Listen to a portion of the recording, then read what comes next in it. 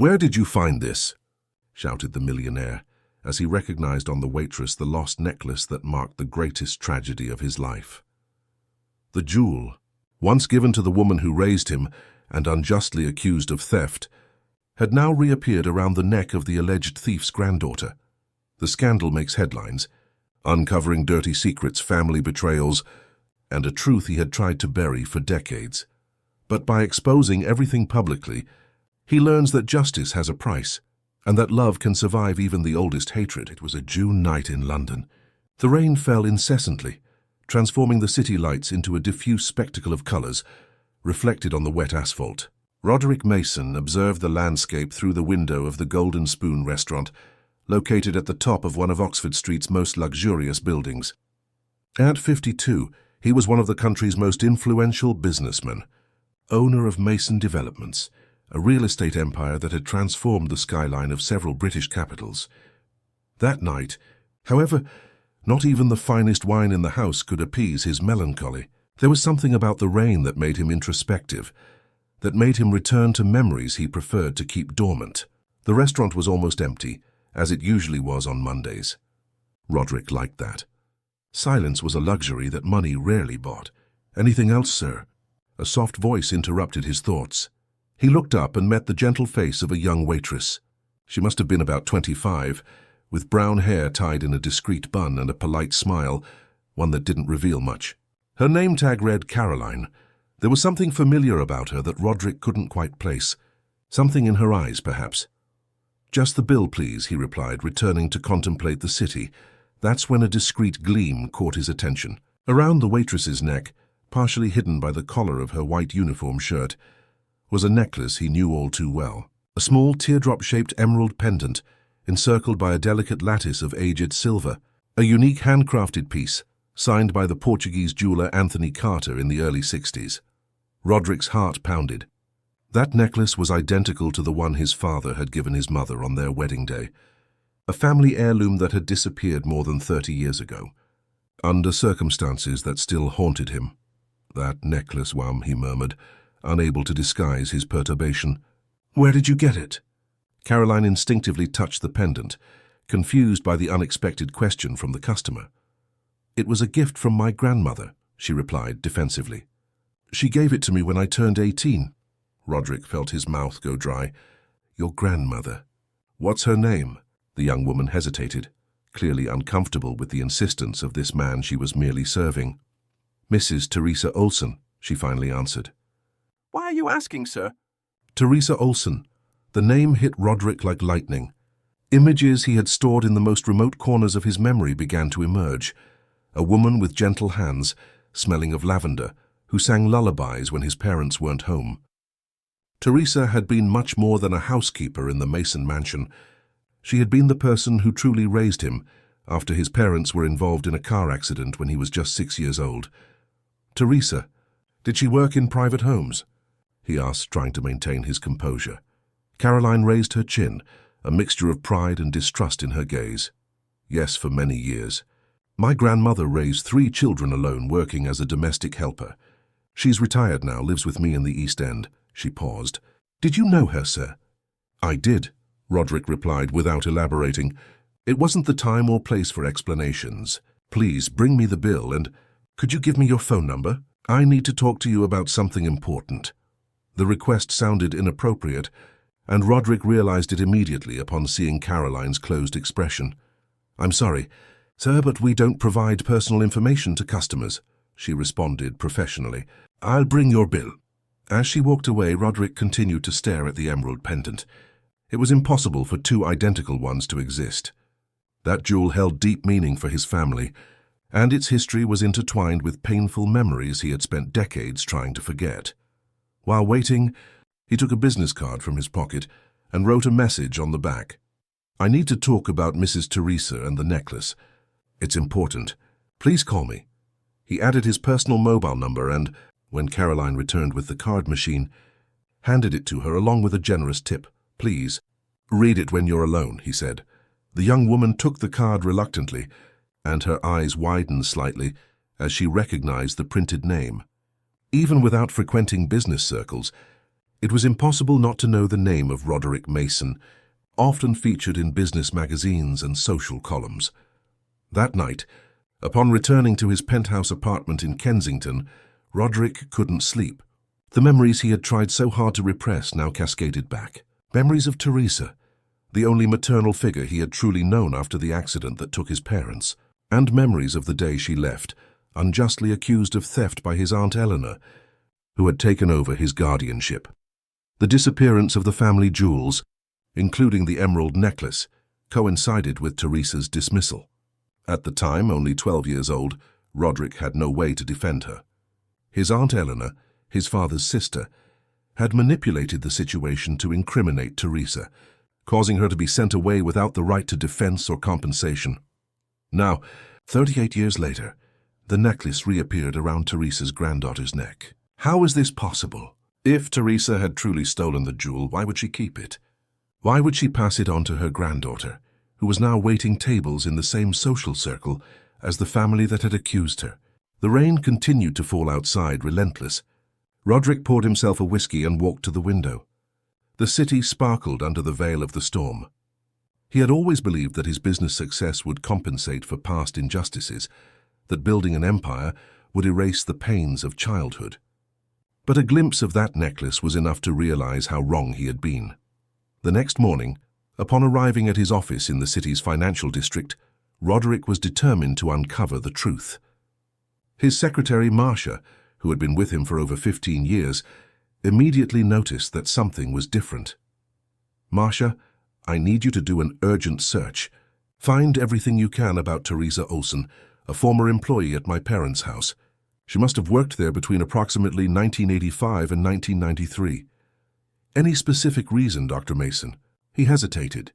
"It's personal, and I also want you to check if we have any record of her dismissal. There should be something in the old family documents." While Marcia began her search, Roderick tried to focus on the day's commitments.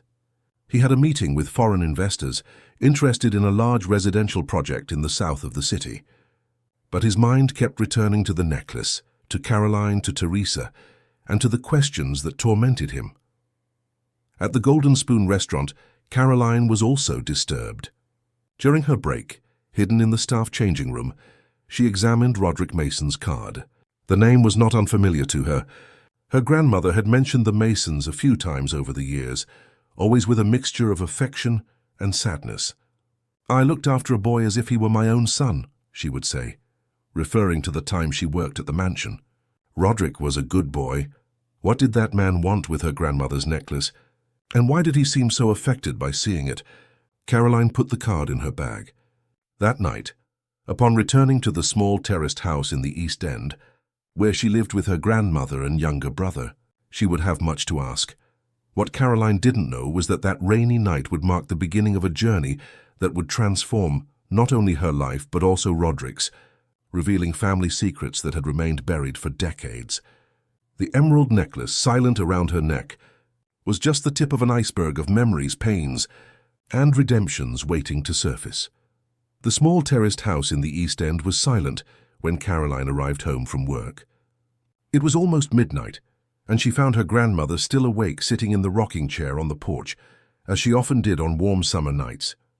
At 78, Mrs. Teresa maintained a lively gaze and a serene presence that contrasted with the marks of hardship etched on her face.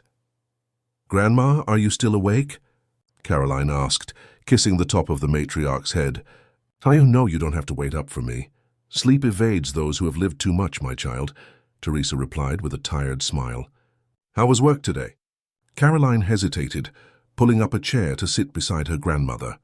Roderick Mason's card weighed in her pocket. "Something strange happened today," she began, choosing her words carefully. "A customer. He recognized the necklace you gave me." Teresa's eyes widened slightly, an expression of astonishment quickly replaced by forced serenity. "Which customer?" she asked, her voice betraying a slight tension. Caroline took the card from her pocket and handed it to her grandmother. "This man, Roderick Mason. He asked about the necklace, and when I mentioned you, he seemed shaken." Mrs. Teresa held the card between her trembling fingers, staring fixedly at the printed name. Her face paled, and for an instant Caroline feared she might faint. "Grandma, are you okay? Do you know this man?" Teresa took a deep breath, trying to regain her composure. "I did," she finally replied. "A long time ago. Roderick was just a boy when I worked at his parents' house." She gently touched her granddaughter's arm. "Let's go inside. This story deserves a cup of tea." In the small yellow kitchen, as the water boiled, Teresa seemed lost in thought. Caroline waited patiently, knowing her grandmother would speak when she was ready. "I looked after Roderick since he was small," Teresa began, placing the cups on the table. "His parents, Paul and Beatrice Mason, were busy people. He spent more time with me than with them." "You never told me much about that job," Caroline observed, accepting the cup of chamomile tea her grandmother offered her. Teresa nodded slowly. "There are things that hurt to remember, my child." She took a sip of tea. "I started working at the Masons' house when Roderick was 4. They were a wealthy but affectionate family. Beatrice treated me with respect, something rare for a domestic helper at that time." Teresa recounted how, 2 years later, Paul and Beatrice Mason suffered a fatal accident on the M1 motorway, returning from a trip to Birmingham. Roderick, then 6, was placed under the guardianship of his paternal aunt, Eleanor. "That accident changed everything," Teresa continued, her eyes welling up with the memory. "Eleanor was a cold, calculating woman. She never liked her nephew. To her, Roderick was just the key to controlling the Mason fortune until he came of age." Caroline listened attentively, beginning to understand why her grandmother rarely spoke of that period of her life. "I continued working at the house because Roderick needed me. He cried secretly every night, and I was the only one who could comfort him." Teresa smiled sadly. "I sang him the same lullabies I sang to your mother as a baby." "And the necklace?" Caroline asked softly, touching the emerald pendant around her neck. Teresa's face contorted with an old pain. "That necklace! It belonged to Beatrice. It was a family jewel, passed down from mother to daughter for generations." She took a deep breath. "A week before the accident, Beatrice called me to her room. She gave me the necklace wrapped in a silk scarf. 'Teresa,' she said, 'keep this for Roderick. When he grows up, I want you to give it to the woman he loves. This jewel belongs to his future wife.'"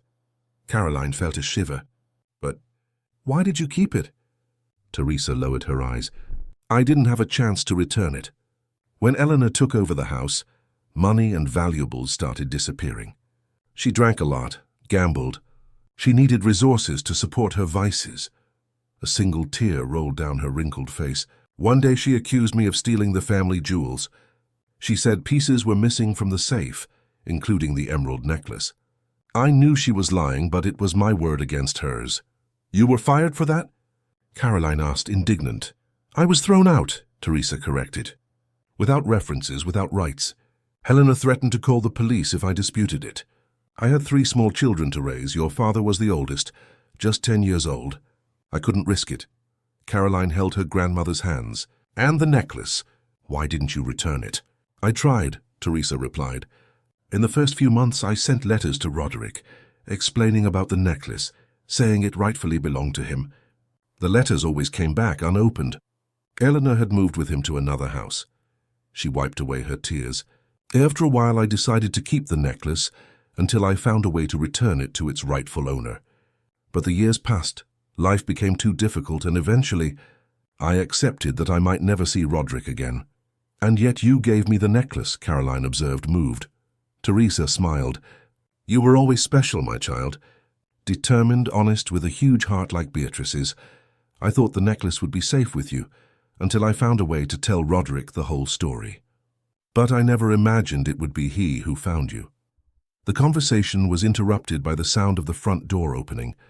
It was Gabriel, Caroline's younger brother, returning from his night shift at the neighborhood pharmacy. "And now? What do you intend to do?" Caroline asked, lowering her voice. Teresa was silent for a few moments. "I think after so many years it's time for the truth."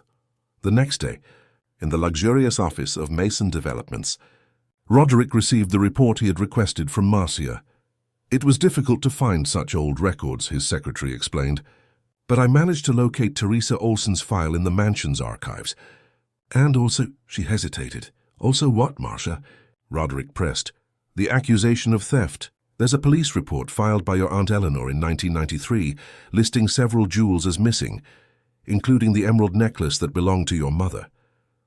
Roderick narrowed his eyes. Any investigation? Prosecution? There's no record of it going further. It seems your aunt didn't pursue the case after the employee's dismissal. This only confirmed the suspicions Roderick had harbored since the previous night. His Aunt Eleanor had always been problematic, with a history of compulsive gambling and constant debts. After assuming his guardianship, she gradually appropriated the assets she was supposed to manage. When Roderick came of age, it was already too late. Much of the family's wealth had been squandered. His personal phone rang, interrupting his thoughts. An unknown number. Hello? Mr. Mason? This is Caroline Olson from the Golden Spoon. The voice on the other end sounded hesitant. You asked me to call. Roderick felt his heart quicken. Caroline, thank you for calling back. I really need to talk to you and your grandmother. It's about the past, about the necklace. It's important. There was a pause. My grandmother also wants to talk to you. She has something that belongs to your family. The necklace? Yes, and a story you need to hear. They arranged to meet that same afternoon at Hyde Park, a public place where Caroline would feel safe and neutral enough for a conversation that could reopen old wounds. At 4 o'clock, under the generous shade of a tree near the lake, Roderick waited anxiously. He had dismissed his driver and security, preferring discretion for this meeting. From a distance, he saw two women approaching. Caroline, in casual clothes, very different from her restaurant uniform, and beside her, an elderly lady with white hair, walking with the aid of a cane. Even after so many years, Roderick immediately recognized Mrs. Teresa. The same gentle eyes, now framed by deep wrinkles, the same dignified bearing, despite her advanced age. When their eyes met, Roderick felt a lump in his throat. There was the woman who had cradled him on nights of nightmares, who had wiped away his tears when he lost his parents, who had taught him to read even before he attended school. The woman who had suddenly disappeared from his life when he needed her most. Mrs. Teresa, he managed to say, his voice choked with emotion. My boy, she replied, her eyes moist. How you've grown. Caroline watched the scene, moved, realizing the deep connection between these two people whom fate had separated for so long. Roderick helped Teresa to sit on a nearby bench, and for a few moments no one said anything. It was as if time had stopped, as if those 30-odd years of separation were just a brief interval. The necklace, Roderick finally began. It was with you all this time. Teresa nodded slowly. Your mother asked me to keep it for you, a week before the accident. She wanted you to give it to the woman you would love one day. Her voice trembled slightly. I never had a chance to explain this. When I was accused of theft, I tried to tell the truth, but no one wanted to listen. My aunt, Roderick murmured bitterly. Did she know? I believe so, Teresa replied.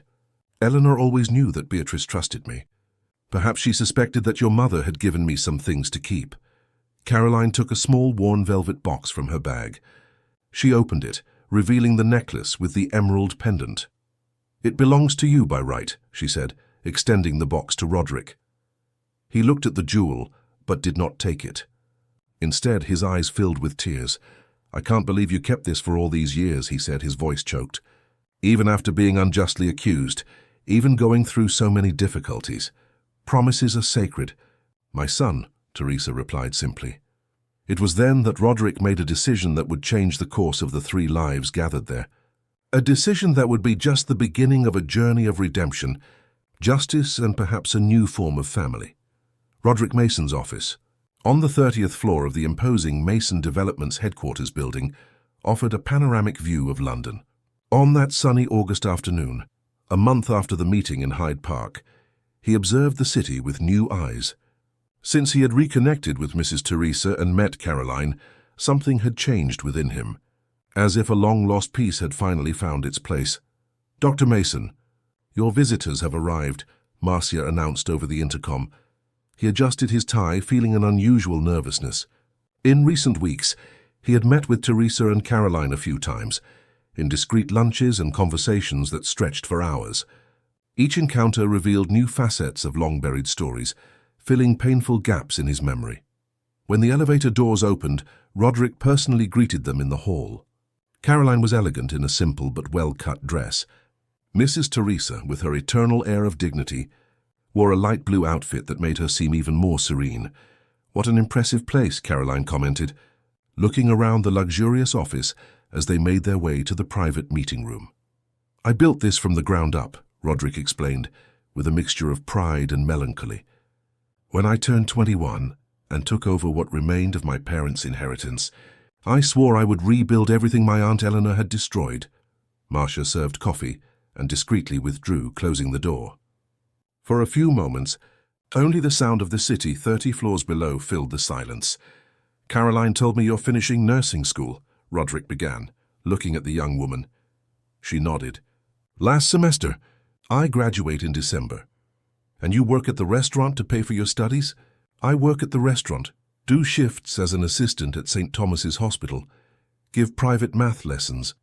"I do whatever it takes," she replied with determination in her eyes. Roderick smiled, recognizing in her the same strength he had always admired in Teresa. "I called you here because I have a proposal," he said, finally. "I've thought a lot about this over the past few weeks, about how fate reconnected us through that necklace, and about how I can in some way compensate for the injustice Mrs. Teresa suffered." Teresa made a gesture of protest. "My son, you are not to blame for what happened. You were just a child." "Even so," he insisted, "I would like to offer you, Caroline, a full scholarship to complete your studies, and when you graduate, a position at the new hospital we are building in Canary Wharf." Caroline's eyes widened, caught off guard. "A hospital? I didn't know your company built hospitals." "It's a new project," Roderick explained, "the Paul and Beatrice Mason Foundation, in honor of my parents. It will be a private hospital, but with 40% of its beds dedicated to free care for low-income populations." He looked significantly at Teresa. "I want it to be a place of healing and social justice, and I would like you to be a part of it, Caroline." The young woman was silent, processing the offer. Her expression, initially surprised, gradually turned to caution. "Why?" she finally asked. "Why are you doing this for me?" "We barely know each other." Roderick appreciated her frankness. "Fair enough." He took a sip of coffee. "I'm going to be completely honest, Caroline. When I reconnected with your grandmother, I realized how empty my life has been. Despite all the material success, Mrs. Teresa represents a period of my childhood when, despite the tragedy of losing my parents, I felt loved, protected." Caroline watched the man's face intently, searching for any sign of falseness. "After she left, my life became a hell," Roderick continued. "My Aunt Eleanor was a bitter woman, interested only in the family's money. She sent me to boarding schools, barely saw me on holidays. I grew up alone, determined only to recover what she had destroyed. And I succeeded in business, at least." He paused. "But something was always missing. Something I only now understand. Connection, family, purpose beyond money." "And my grandmother and I fill that void?" Caroline asked skeptically. "It's not that simple," he replied with a sad smile. "But reconnecting with you both awakened something in me. The idea of the hospital already existed, but now it has a deeper meaning. And when I learned you were studying nursing, it seemed like the pieces just fit." Caroline still looked unsure. "I still don't understand why me. There must be hundreds of more qualified nursing students in London." "Probably," Roderick agreed, "but none of them are the granddaughter of the woman who taught me the meaning of compassion and dignity." He leaned forward. "Caroline, I'm not offering charity. I'm offering a partnership. I need people like you in the hospital, people with roots in the community, with genuine commitment, who don't see patients merely as numbers." Something in the sincerity of those words finally seemed to reach Caroline. She thought for a few moments. "If I accept, I have conditions," she finally said with determination in her eyes. "I'm listening. First, everything will be documented official. No verbal agreements or obscure favors. Second, I want to be evaluated by the same criteria as any other professional. If I'm not competent enough, you must dismiss me. Third," she took a deep breath, "I want this partnership to include a scholarship program for other students from disadvantaged backgrounds. Not just me." Roderick smiled, genuinely impressed. "I accept all conditions. And I'll add one more. I'd like the scholarship program to bear your grandmother's name. The Teresa Olsen program for future nurses. Caroline's face lit up for the first time. She would like that. So do we have a deal? He asked, extending his hand. After a moment of hesitation, she shook his hand firmly. We have a deal. But be warned, I'm not the type of person to be easily dazzled. I will watch every step of this project to ensure it truly is what it promises to be. I wouldn't expect anything less, Roderick replied, with an approving smile. What neither of them knew at that moment was that, as they sealed that agreement, they were being watched. From a distant table, a middle-aged man discreetly photographed the scene with his phone. Raphael Mason, Roderick's only son and heir to Mason Developments, observed his father's growing closeness to this unknown waitress with increasing suspicion. Later, he sent the photos to Christine, his great-aunt and Eleanor's only living sister. We need to investigate this, he wrote in the message. Dad is acting strangely, talking about donating a significant portion of our resources to a social project. I think this girl might be manipulating him. Christine, at 75, maintained the same cunning and coldness that characterized her father's side of the family. From her mansion in Surrey Hills, she replied, "Leave it to me. I know people who can find out everything about this girl and her family. If they're trying to con Roderick, they'll regret it bitterly." In the East End, oblivious to the shadows forming around her, Caroline animatedly told her grandmother about her decision. Teresa listened with tears in her eyes, proud of her granddaughter, but also secretly worried. She knew the Mason family and its secrets all too well, and she knew that some of those secrets, if revealed, could destroy the fragile bridge that was beginning to be built between those two worlds. Construction of the Paul and Beatrice Mason Foundation Hospital in Canary Wharf progressed rapidly. The imposing 5-story complex already displayed its main structure, and teams worked day and night to meet the schedule set by Roderick Mason. The businessman had allocated significant resources to the project, making it the corporation's top priority. On an October afternoon, 3 months after the agreement with Caroline, Roderick walked through the construction site accompanied by his son, Raphael. At 32, Raphael held the position of financial director at Mason Developments and was known for his pragmatic and cold approach to business, traits he had inherited not from his father, but from his mother, who had abandoned the family when he was just 5 years old. $4 million over the initial budget, Raphael commented, consulting the spreadsheet on his tablet. And that's just in the first quarter of construction. This hospital is bleeding our resources, Dad. Roderick observed the workers with satisfaction, seemingly oblivious to his son's concerns. Some investments cannot be measured solely in spreadsheets, Raphael. The shareholders don't think that way, the young man retorted. Last week's board meeting was tense. They're questioning the diversion of capital that could be invested in more profitable ventures. Mason Developments isn't just about profit, Roderick replied, stopping to greet a group of workers. I've always believed in corporate social responsibility. This hospital is my legacy. Raphael stifled a sigh of frustration. And that girl? The nursing student? Is she also part of your legacy? Roderick stared at his son sternly. Caroline Olsen is the granddaughter of a very special person from my past. And yes, she is part of this project. She will be an excellent professional.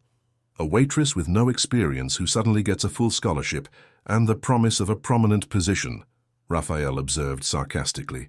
The shareholders are commenting on that too. The shareholders should worry about their dividends, which continue to grow, Roderick cut in. My personal decisions are not up for discussion. The tension between father and son was palpable as they walked to the makeshift office on the site. There they were greeted by Helen Vance, the architect responsible for the project, an elegant woman in her 40s, known for her work on humanized hospitals. Roderick, I need to show you the changes I made to the pediatric wing design, she said, spreading some blueprints on the table. I believe we've managed to optimize the space even further, creating areas where parents can stay comfortably with their children. While Roderick and Helen pored over the designs, Raphael watched the interaction with suspicion. There were rumors that the two were romantically involved, something the young man saw as another dangerous distraction for the family business. His phone vibrated with a message from Christine. I have important information about the Olsen girl. Meet me tonight at 7 p.m. Raphael sent a quick reply confirming the meeting and excusing himself left the construction site. His father barely noticed his departure, engrossed in the discussion about the hospital details with Helen. Meanwhile, at St. Thomas's Hospital, Caroline was finishing her shift as a nursing assistant. In recent months, her life had changed considerably. The scholarship offered by Roderick allowed her to reduce her workload at the restaurant to weekends only, dedicating herself more intensely to her studies and practical internships. "Caroline, someone's waiting for you at reception." "Denise," a colleague informed her. Surprised, Caroline went to the hospital entrance and found Helen Vance, elegant in her grey suit, standing out among the patients waiting for care. "Miss Olson? I'm Helen Vance, architect of the new hospital." She extended her hand with a cordial smile. "Roderick asked me to invite you to visit the construction site. We believe your feedback would be valuable, especially in planning the wards." Caroline felt flattered and a little intimidated. "Of course, that would be a pleasure." "When would that be?" "How about now?" "I have a car waiting," Helen replied. "Unless you're too tired from your shift." "No, it's fine. I just need to change." Minutes later, as they drove in the comfortable sedan towards Canary Wharf, Caroline discreetly observed the architect. Helen seemed to personify everything she was not: sophisticated, confident, clearly at ease in Roderick Mason's world. A pang of insecurity hit her, making her question her place in the project again. "Roderick talks a lot about you," Helen commented, breaking the silence. "He believes your perspective will be fundamental to the hospital." "I still don't understand why," Caroline admitted. "I'm just a student. I haven't even graduated yet," Helen smiled. "Sometimes it's precisely those who are just starting out who bring the freshest ideas, less contaminated by the 'it's always been this way' of the system." Arriving at the site, Caroline was impressed by the magnitude of the project. Workers toiled in different sections of the building, and the hum of activity was intense. "Roderick is in a meeting now, but he asked me to show you everything," Helen explained, guiding Caroline through the location. The architect detailed each area, the wards designed to maximize natural light, the communal spaces for patients and families, the pediatric wing with integrated play areas. "What do you think?" Helen asked after the visit. "It's incredible," Caroline replied honestly. But, I see a lot of technology, a lot of comfort, which is wonderful. But where are the people? I mean, which professionals will work here? How will they be selected? What values will guide the care?"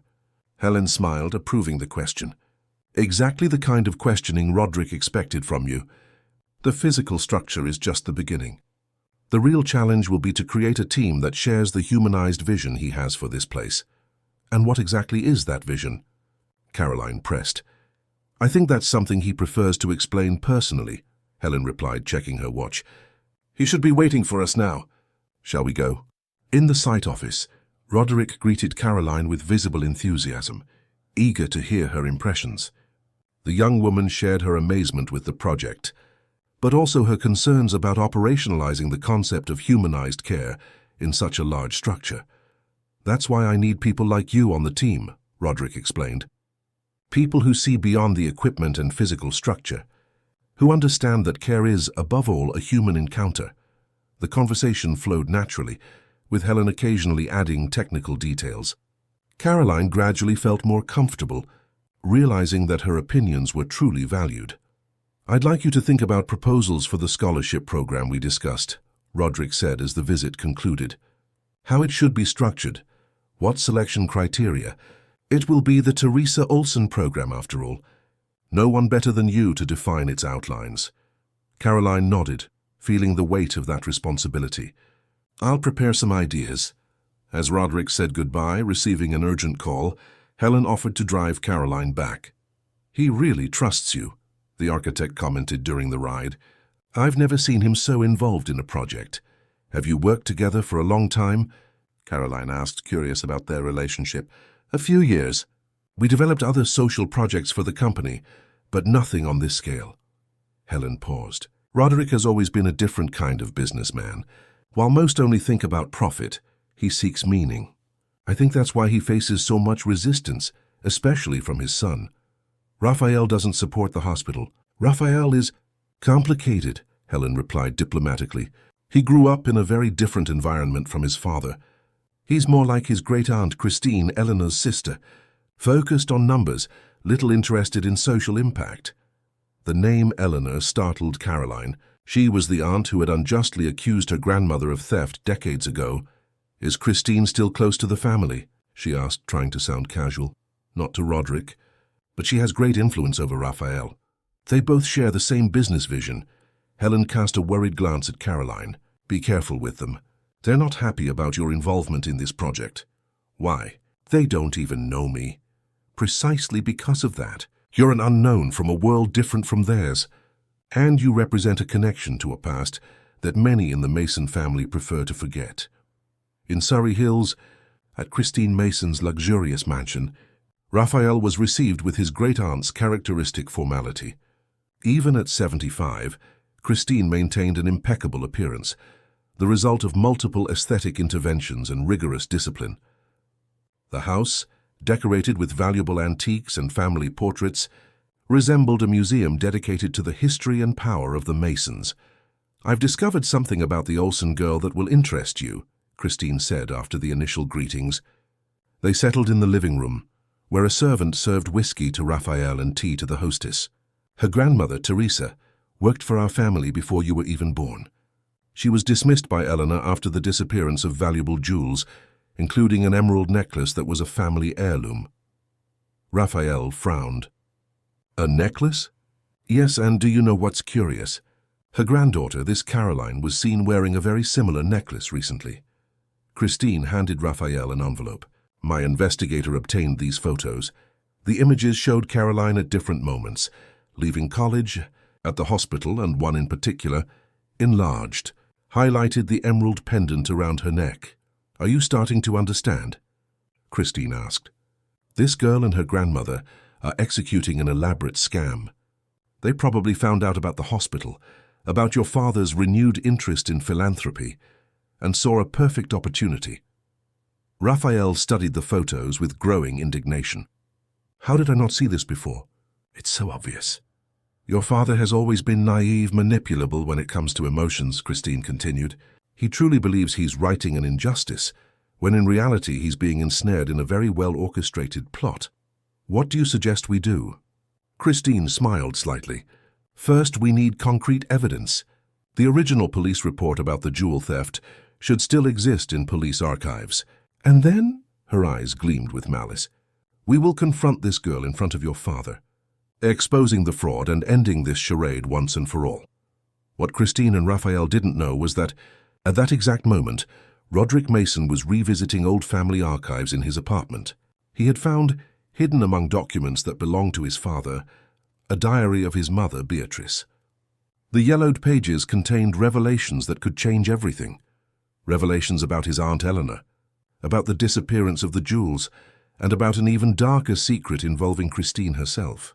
"My God," Roderick murmured, reading a particularly revealing passage. "So that's what happened."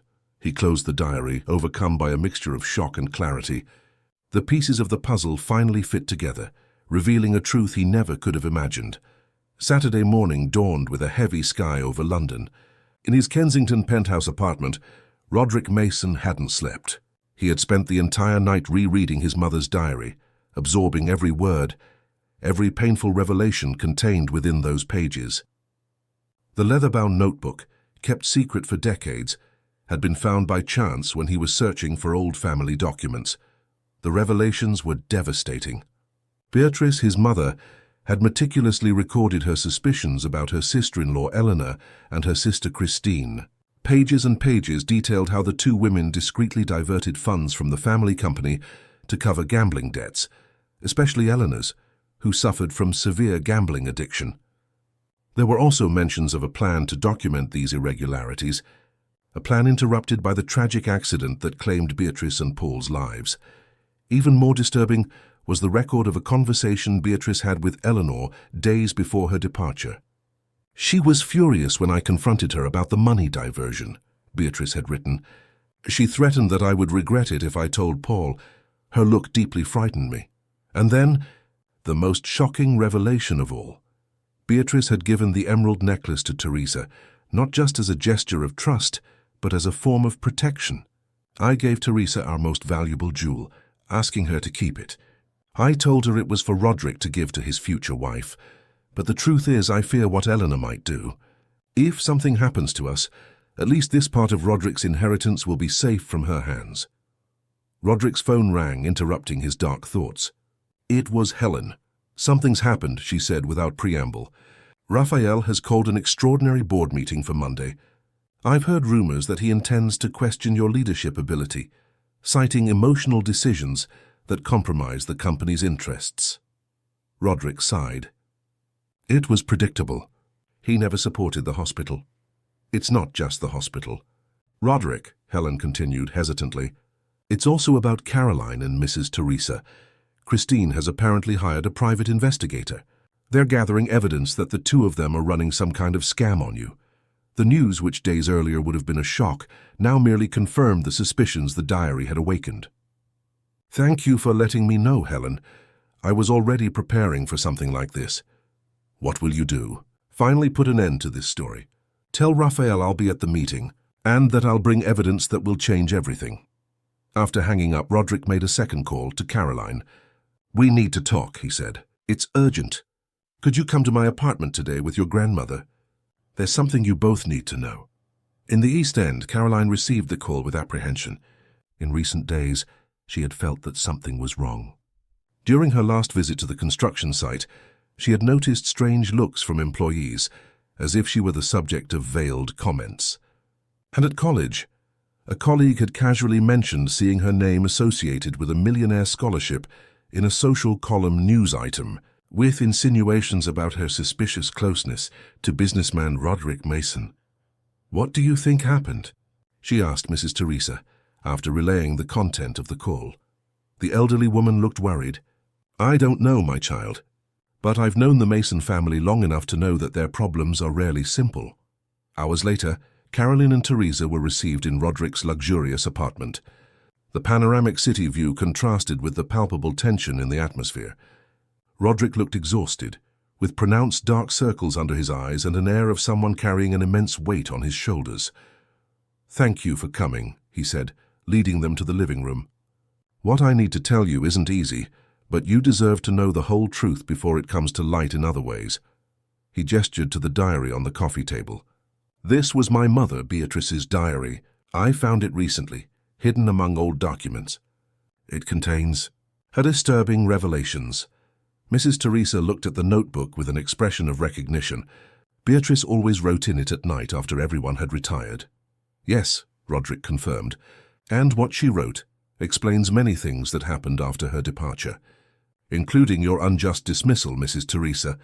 In the following pages, he shared the diary's revelations, how Eleanor, in collusion with her sister Christine, had diverted company money to cover gambling debts, how Beatrice suspected that the accident that killed her might not have been entirely accidental, and how she had predicted that, should anything happen to her, Eleanor would try to seize the assets intended for Roderick.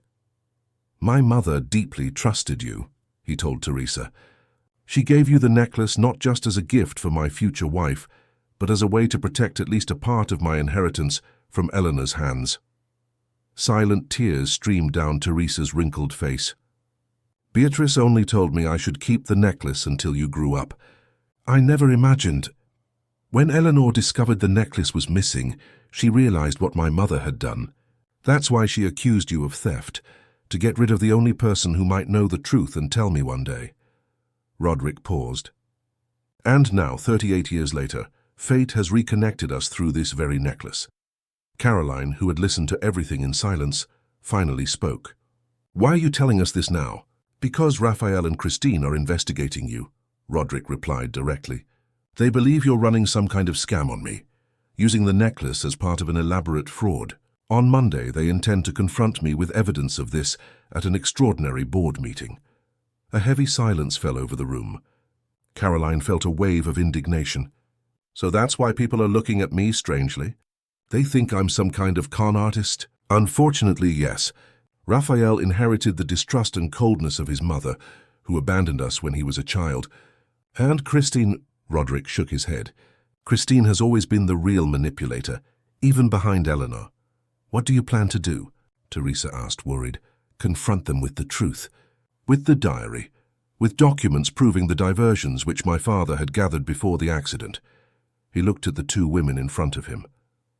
But this means exposing family secrets, possibly permanently damaging my relationship with Raphael.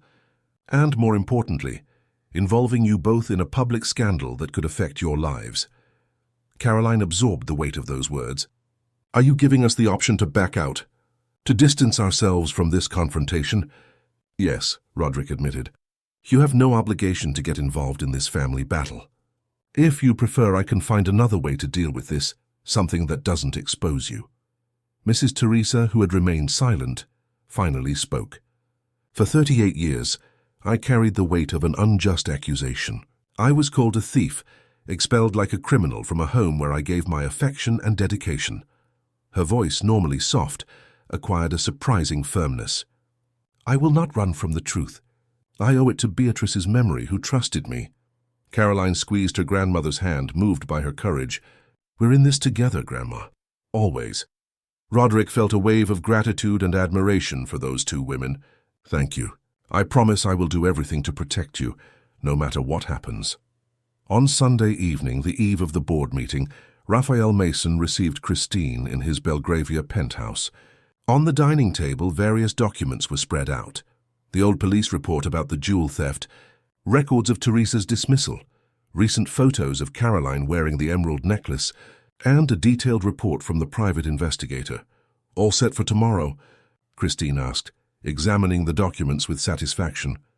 Yes, I've summoned all board members, including the more conservative ones, who were already dissatisfied with the hospital investments. Raphael poured 2 glasses of wine. When we present this evidence, my father will have no choice but to reconsider his recent decisions, or be removed from the presidency. If he insists on his stubbornness, Christine completed with a calculating smile. The company's statutes allow the board to vote for the replacement of the president in cases of conduct detrimental to the corporation's interests. Raphael hesitated. I don't want to go that far. I just want him to realize he's being manipulated. Your father has always been naive, Raphael, just like my brother Paul, both easily influenced by cunning women. She took a sip of wine. First it was that housekeeper, Teresa, who practically raised him according to her simple and limited values. Then your own mother, who abandoned him when she realized she couldn't shape the company her way. Now this waitress and her grandmother, conveniently reappearing from the past with a necklace identical to the family's. Christine laughed sarcastically. Roderick needs to be protected from himself for the good of the Mason family and its legacy. Raphael's phone rang, interrupting the conversation. It was Helen Vance. Raphael, I'm just calling to confirm I'll be at the meeting tomorrow. As requested, the architect said. Thank you for letting me know. Helen, your presence will be enlightening. After hanging up, Raphael explained to Christine, Helen is on our side in this. She noticed my father's strange behavior in recent months and is concerned about the direction things are taking. What Raphael didn't know was that, at that exact moment, Helen was in her apartment with Roderick, discussing the final details for the next day's confrontation. He believes you convinced me to support him, she said, handing Roderick copies of documents she had secretly obtained. That gives us a tactical advantage. Roderick examined the papers carefully. These bank transfer records are crucial. They clearly show the pattern of diversions over the years. I found them in the old financial department archives, exactly where you said they would be, Helen explained. Your father really was gathering evidence against Eleanor and Christine before the accident. Roderick nodded gravely. Paul Mason was not a naive man, contrary to what my Aunt Christine always wanted everyone to believe. He was just waiting for the right moment to confront them, gathering irrefutable evidence. Roderick, Helen began hesitantly, are you prepared for the consequences of this? Exposing these secrets could shake the company, affect shareholders, employees. I'm aware, he replied with determination, but some truths need to come to light no matter the cost. I owe it to my parents, to Mrs. Teresa, and to myself. He paused, looking at the illuminated city through the window. Throughout my adult life, I built an empire focused solely on accumulating and expanding. I believed that financial success would compensate for the emotional losses of my childhood. I was wrong. The next morning, the main boardroom of Mason Developments was prepared for the confrontation. The 12 members of the administrative board waited, many of them intrigued by the extraordinary summons. Raphael and Christine occupied one end of the oval table, documents carefully organized in front of them. When Roderick entered, accompanied by Helen, everyone was surprised to see that he was not alone. Right behind him, Caroline and Mrs. Teresa entered the room, causing a stir among the board members. "What is the meaning of this?" Raphael questioned, visibly disturbed by the unexpected presence of the two women. "This is a private board meeting. These ladies are a fundamental part of the matter we are discussing today," Roderick calmly replied, indicating chairs for them. "And as president of this company, I have the prerogative to invite whoever I deem necessary." Raphael exchanged nervous glances with Christine, who maintained an impassive expression, though her eyes betrayed some apprehension upon recognizing Teresa. "Gentlemen of the board," Raphael began, quickly recovering, "I convened this meeting because I am deeply concerned about recent decisions made by the company president, my father, which may compromise the financial health and reputation of Mason Developments." He made a concise presentation, highlighting the excessive spending on the hospital, the allocation of resources for a scholarship program without tangible return, and finally, he got to the crucial point. Even more concerning, he continued, projecting photos of Caroline wearing the necklace. "Is my father's sudden closeness to this young woman, Caroline Olsen, and her grandmother, Teresa Olsen. Our investigation revealed that Teresa worked as a domestic helper for our family decades ago, being dismissed for jewel theft, including an emerald necklace of inestimable value to the Masons." He held up the old police report. "And curiously, her granddaughter now appears wearing an identical necklace, suddenly inserted into a Millionaire company project." Worried murmurs rippled through the room. Roderick remained impassive, letting his son conclude his presentation. "We believe my father is a victim of an elaborate emotional manipulation," Raphael concluded, his voice laden with false concern. "And we request that the board intervene, for the good of the company and its founder." A heavy silence fell over the room. All eyes turned to Roderick, who finally stood up with a calm that contrasted with the ambient tension. "I appreciate your concern, Raphael," he began. "Indeed, there is manipulation happening, but it is not the one you described." Roderick opened a folder and took out his mother's diary. "What I am about to reveal has remained hidden for almost 4 decades. It is a truth that I myself only recently discovered, thanks to this diary left by my mother, Beatrice Mason." Over the next 30 minutes, Roderick meticulously exposed the revelations contained in the diary, complementing them with the documents Paul Mason had gathered before his death. Records of financial diversions, notes from private investigations, evidence of Eleanor's gambling debts, and Christine's direct involvement, who not only covered for her sister, but also benefited from the diversions. My mother, fearing what might happen, entrusted our most precious possession to someone whose integrity she deeply respected. "Mrs. Teresa," Roderick continued, indicating the elderly woman who remained serene, despite the gazes now turning to her. "The emerald necklace was never stolen. It was given to Teresa for protection, so that it would not fall into the hands of those who were already squandering the family's assets." Christine, who until then had maintained her composure, abruptly stood up. "This is absurd. These are baseless accusations, based on a diary that could perfectly well be forged." "The corroborating documents are not forged, Aunt Christine," Roderick countered, his voice firm. "And I have something even more compelling." He motioned to Helen, who distributed copies of old bank statements. "These records show regular transfers from the company's accounts to an offshore entity in Cayman, controlled by you and Eleanor, starting 3 months after the accident that claimed my parents' lives and continuing until I came of age." Christine's face paled. Raphael, completely stunned, examined the documents with disbelief. "Dad, this can't be true," he stammered. "It's the truth your great-aunt and your late-aunt hid for decades," Roderick replied without bitterness in his voice. "The truth about how a loyal employee was made a scapegoat to cover up their crimes." Mrs. Teresa, who had remained silent throughout the exposition, finally spoke. Her voice, though soft, carried a firmness that silenced the room. Mr. Raphael, she said, looking directly at the young man, I did not come here for revenge or compensation. I came for the truth. This necklace, she indicated the pendant Caroline was wearing, represents a promise I made to your grandmother, a promise I kept for almost 4 decades, even when it meant carrying the burden of an unjust accusation. Christine, seeing herself cornered, abandoned any pretense of innocence. You don't understand, Raphael, she said, her voice trembling. Everything we did was to protect the company. Beatrice and Paul were idealists. They wanted to turn Mason Developments into some kind of charity. Eleanor and I saved the Mason legacy. You almost destroyed it, Roderick corrected. And now I am rebuilding it on stronger foundations, integrity, social responsibility, and the true respect for human beings that my parents always championed. The confrontation continued for hours. Accusations were hurled, desperate denials were made, documents were scrutinized. In the end, exhausted and discredited, Christine was formally removed from any position in the company by a unanimous decision of the board. When the meeting finally adjourned, Raphael remained alone in the conference room, still trying to process everything he had discovered about his family. Roderick, after accompanying Caroline and Teresa to the elevator, returned to speak with his son. Why did you never tell me?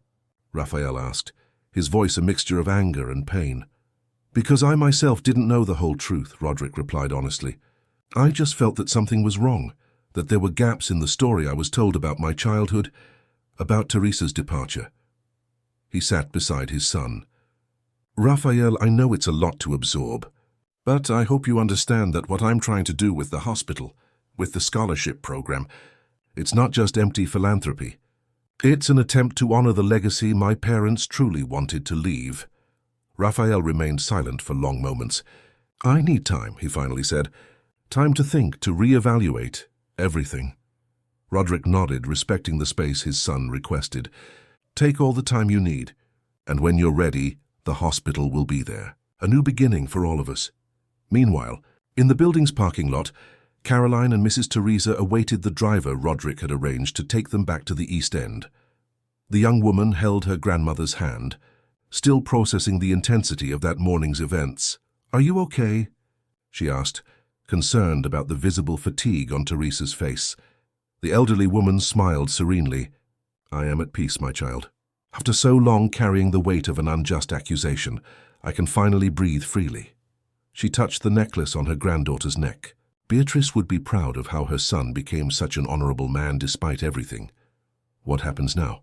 Caroline asked, uncertain about the future after that explosion of truths. Teresa looked at the sky, which was beginning to clear after the morning rain. Now, my dear, the true journey of healing begins. For the Mason family, for us, and for all who will be touched by the work you will do in that hospital. The car arrived, taking them back home. What they didn't know was that in his office, Roderick was already planning the next step of that journey. A step that would transform not only the relationship between the Mason and Olsen families, but also the lives of thousands of people who would benefit from a project born of redemption and the truth finally revealed. 2 years had passed since that fateful board meeting that exposed long-buried truths. It was a sunny spring morning, and a crowd gathered in front of the imposing Paul and Beatrice Mason Foundation Hospital building in the heart of Canary Wharf. Colorful banners decorated the facade, and a stage had been set up for the official inauguration ceremony. Caroline Olsen, now 27 and graduated with honors in nursing, adjusted the badge on her white lab coat. As coordinator of the Teresa Olsen Program for Humanized Care, she had spent the last few months selecting and training young nurses from London's disadvantaged areas, preparing them for an approach to care that went far beyond technical skill. Nervous? Helen asked, approaching with a smile. The architect, who had become a close friend, looked radiant on that special morning. A little, Caroline admitted. I've never liked public speaking. You'll be amazing, Helen assured, adjusting a rebellious strand of Caroline's hair, which now sported a shorter, more professional cut. This hospital has your soul imprinted in every detail. No one could represent it better. Indeed, over the past 2 years, Caroline had become deeply involved in every aspect of the project. From architectural plans to care protocols, her unique perspective, combining technical knowledge and social sensitivity, had shaped the hospital into something truly revolutionary for British standards. At the other end of the main lobby, Roderick Mason chatted with a group of authorities and sponsors. At 54, he looked younger and more energized, as if the weight he had carried for so long had finally been removed. Beside him was Raphael, who after months of estrangement and reflection had returned to the company with a new vision. The reconciliation between father and son had not been easy. After the scandal involving Christine, who was definitively removed from the company and now lived a reclusive life in her Surrey Hills mansion, Raphael had gone through a profound identity crisis. Raised under the influence of values he now recognized as toxic, he had to relearn to see the world and business from a new perspective. It was the hospital that served as a bridge for this reconnection. Initially skeptical and distant, Raphael began to visit the construction site sporadically, just to monitor investments. Gradually, however, he allowed himself to be drawn into the project, especially when he met Gabriel, Caroline's younger brother, who had been hired for the administrative team after completing his hospital management course. "All set for the big moment?" Roderick asked, approaching Caroline with a proud smile. "I hope not to disappoint," she replied, nervously adjusting the emerald necklace she now wore openly, as a symbol of the connection between the Mason and Olsen families. "Impossible," Roderick assured. "You are the soul of this place, Caroline. Everyone recognizes that." The ceremony began promptly at 10 o'clock. On the stage set up in front of the hospital, authorities took turns giving speeches about the importance of the endeavour for London's public health. The mayor highlighted the innovative public-private partnership model that would allow quality-free care for the needy population. The local council leader emphasised how the hospital would transform the area, creating jobs and revitalising the surroundings. When it was Roderick's turn to speak, a respectful silence fell over the audience. His journey from ruthless businessman to dedicated philanthropist had become well known, especially after the series of reports an important magazine had published about the story of the Emerald Necklace and the Mason family's redemption. "This is not just a building," he began, looking at the imposing structure behind him. "It is the materialization of a dream that began more than 40 years ago with my parents, Paul and Beatrice Mason. They believed that the true value of a business lies not just in its profit, but in its ability to positively transform society." He paused, visibly emotional. "This hospital is born from a story of loss, injustice, and finally redemption. A story that taught me that the true legacy we leave behind is not the buildings we construct, but the lives we touch." Roderick then called Caroline to the stage. She walked with a mixture of nervousness and determination, aware of the gazes that followed her. She was no longer the insecure waitress of 2 years ago, but a respected professional who had earned her place through her own merit. "Caroline Olsen represents the heart of this project," Roderick continued. "Her vision of humanized care, which recognizes the dignity of each patient regardless of their social condition, has completely transformed our approach. The Teresa Olsen program, which she coordinates, has already trained more than 50 young nurses from London's disadvantaged areas, creating opportunities and at the same time ensuring culturally sensitive care for the communities we serve." Caroline took the microphone, her initially trembling voice gaining firmness as she spoke. "When I was a child, my grandmother Teresa used to tell me stories about a family she had worked for and about a boy she had cared for as if he were her own son.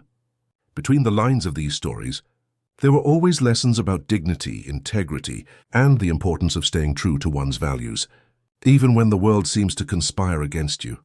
She looked at the front row, where Mrs. Teresa, now 80, watched everything with tears in her eyes. Beside her, Gabriel tenderly held his grandmother's hand. "This hospital is much more than a set of walls and equipment," Caroline continued. "It is a space for healing, yes, but also for social justice, reconciliation, and hope.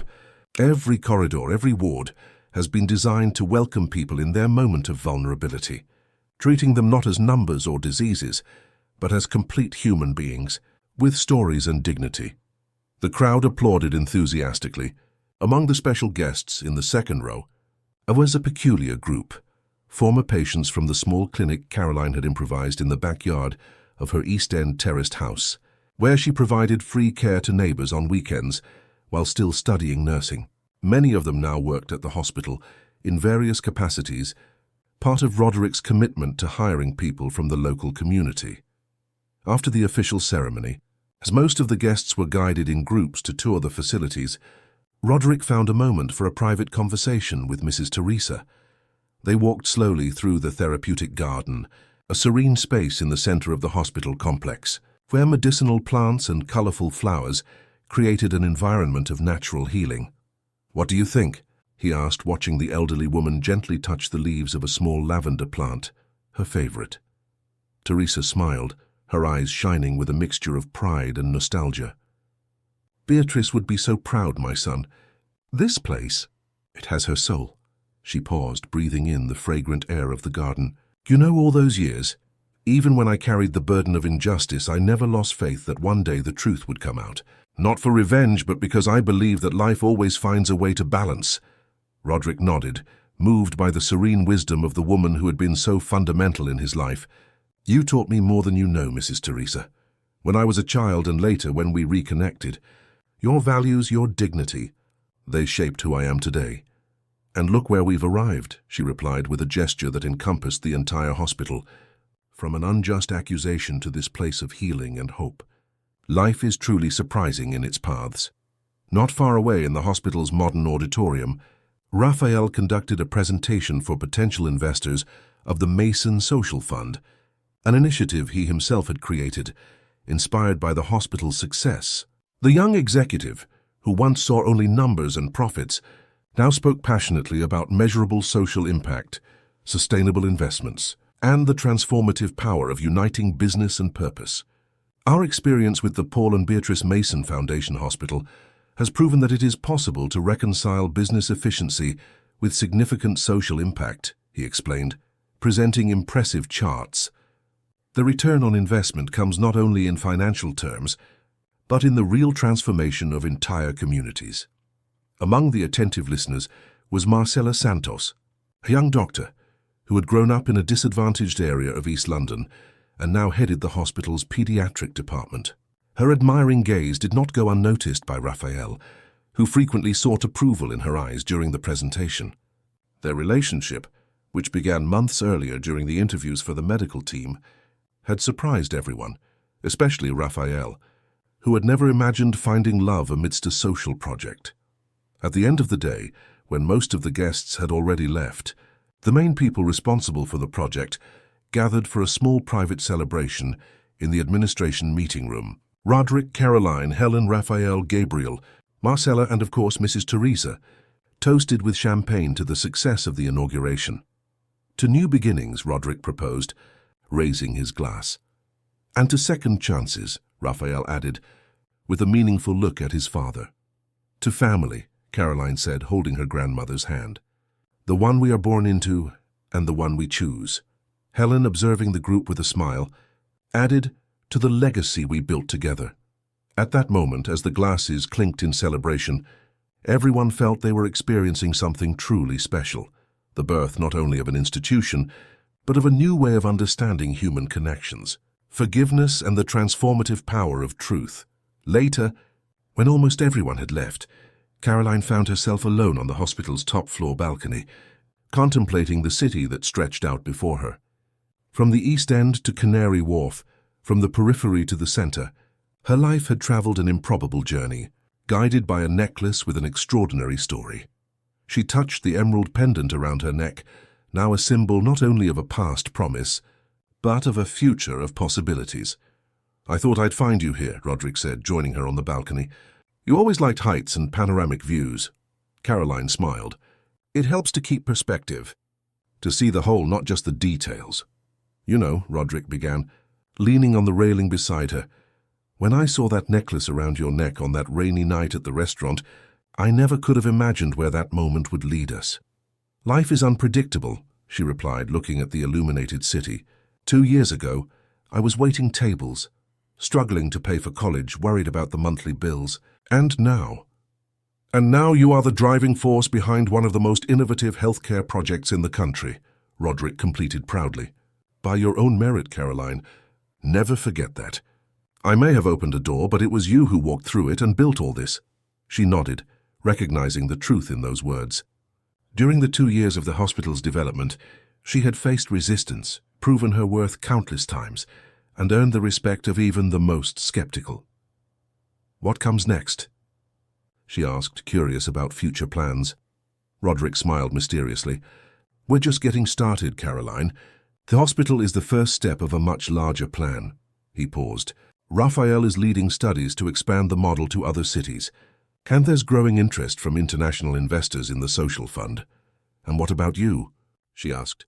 What does Roderick Mason desire for himself now? That he has realized this dream? The question caught him by surprise. For so long, his identity had been completely fused with his businesses, his projects. He rarely thought about personal desires. I guess. Peace, he finally replied. The kind of peace I see in your grandmother's eyes, despite everything she's faced. The quiet certainty of having lived with purpose, of having made a difference. Caroline nodded, understanding. It's a good wish, and I believe you're already on the right path. Caroline's phone vibrated with a message from Gabriel, letting her know that he and her grandmother were ready to leave. It was time to go home. No longer the small terraced house in the East End, but a comfortable apartment near the hospital. Another change the last few years had brought. We need to go, she said. Grandma has physical therapy early tomorrow, and Gabriel promised to make that special soup she loves. Roderick smiled. Go? Tomorrow officially begins the first day of the hospital's full operation. We need our humanized care coordinator rested and ready to inspire the team. Before leaving, Caroline hesitated. Roderick, thank you, not just for the hospital or the opportunities, but for having the courage to seek the truth, even when it would have been easier to leave the past buried. He shook his head gently. The truth sets us free, Caroline, and it connects us in ways we don't always understand at the moment. She smiled, touching one last time the necklace that had united their lives so unexpectedly, and departed. Alone on the balcony, Roderick remained for some time, watching the lights of the city that never slept. He thought of his parents, of how they would have approved of the path he had finally found. He thought of Teresa, who had kept not just a necklace but values that no fortune could buy.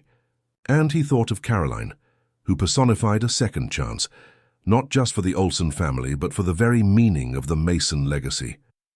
Somewhere in the city, a new day was already beginning to form, and with it stories of healing, reconciliation, and hope that would still be written in the corridors of that hospital, born of a promise kept in an emerald necklace. End of story. Dear listeners, we hope Roderick and Caroline's journey has touched your hearts, showing how a simple object, an emerald necklace, can connect lives, reveal hidden truths, and build bridges between seemingly distant worlds. For more emotional stories like this, be sure to subscribe to our channel, activate the notification bell, and like this video. Every day we bring unique narratives that explore the depths of the human heart, with its mistakes, successes, and the eternal possibility of redemption. Leave in the comments which moment of this story touched you the most, and which character won your heart. Until next time.